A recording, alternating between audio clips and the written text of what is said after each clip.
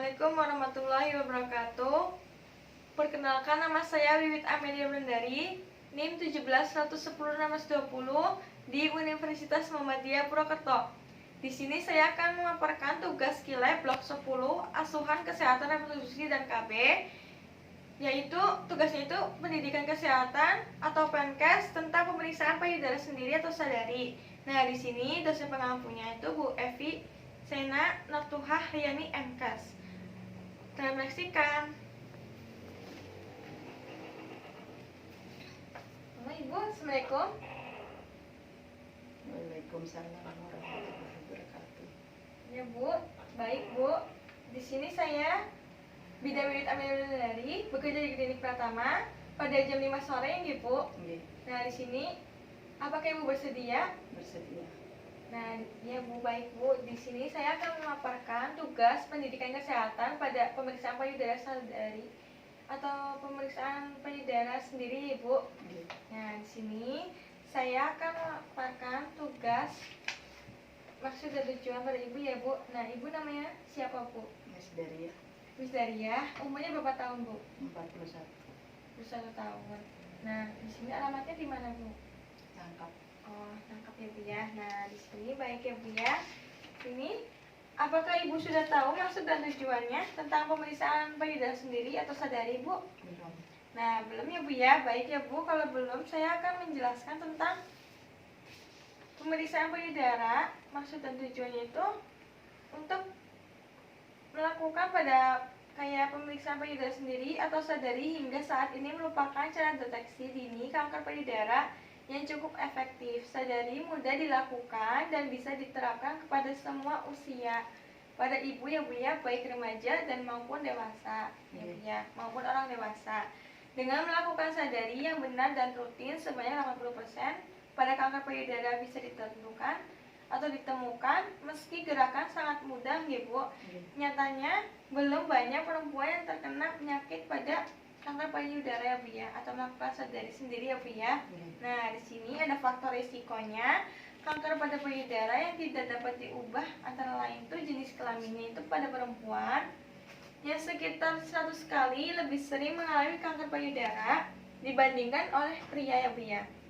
Nah, gini, hal ini mungkin karena pria kurang memiliki pada jaringan pada payudara ya Bu ya, dan hormon estrogen atau progesteron ya Bu ya. Nah, di sini yang dapat memicu pada pertumbuhan sel kanker payudara.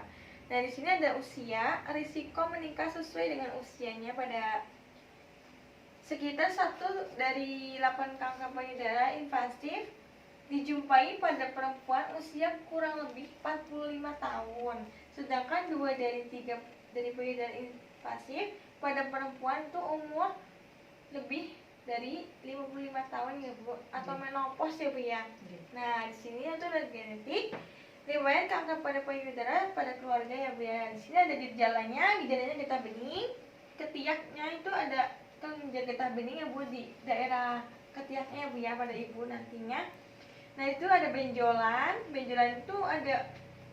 itu agak keras ya Bu ya, kan karena kanker payudara sih Bu. Nah, di sini ada puting, kulit payudaranya atau putingnya itu warnanya memerah, mengelupas atau menebal, keluarnya sekret dari payudara selain air keluar ASI, air susu ibu ya Bu ya. Nah, itu kayak nanah ya Bu ya, selain ASI sih Bu soalnya. Nah, di sini tuh ada indikasinya. Indikasinya itu pada pemeriksaan payudara sendiri atau sadari merupakan pemeriksaan sederhana guna mengidentifikasi deteksi dini pada kelainan payudara ya Bu ya. Nah, di sini ada anggotanya keluarga tingkat pertama, ibu, kakak atau adik pernah menderita kanker payudara. Tidak ya Bu ya? Tidak. Mempunyai riwayat pada kanker darah. Kanker darah itu tidak memenuhi pada sistem pada orang dewasa atau anak-anak ya Bu ya. Nah, di situ ada nulipara, perempuan yang belum mempunyai anak ya Bu ya. Dan di situ ada primigravida, usia melebihi 30 tahun pada kehamilan yang pertama ya Bu ya. Nah, di sini ada mulai haid atau menarche pada usia dini atau menopause terlambat. Nah, di sini riwayat gangguan haid, nutrisinya lemak berlebihan dan merokok.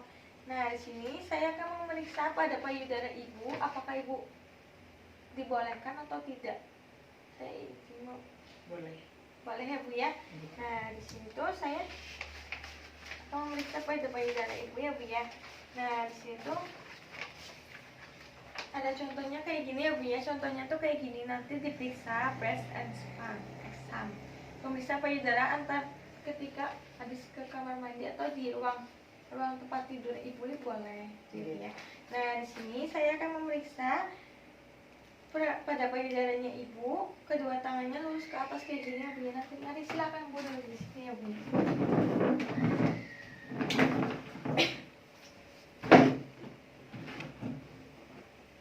Oke Bu, tangannya lurus ke atas dengan perlahan-lahan ya Bu ya. Nah, lurus ke atas, langsung sementara kedua tangan pasti lurus ke bawah. Langsung membentuk ke samping ya Bu, sementara mengarahkan ke siku ke samping, tekanlah ke telapak tangan, kuat-kuat pada jari kaki, memijat daerah puting kayak gini Bu. Nanti memijat daerah puting selama 3 garis kayak gini ya Bu ya. Nah, 3 kali. Ada benjolan atau tidak ya Bu ya, kayak gini. Terus nah, kayak gini. Searah dengan jarum jam ya Bu ya.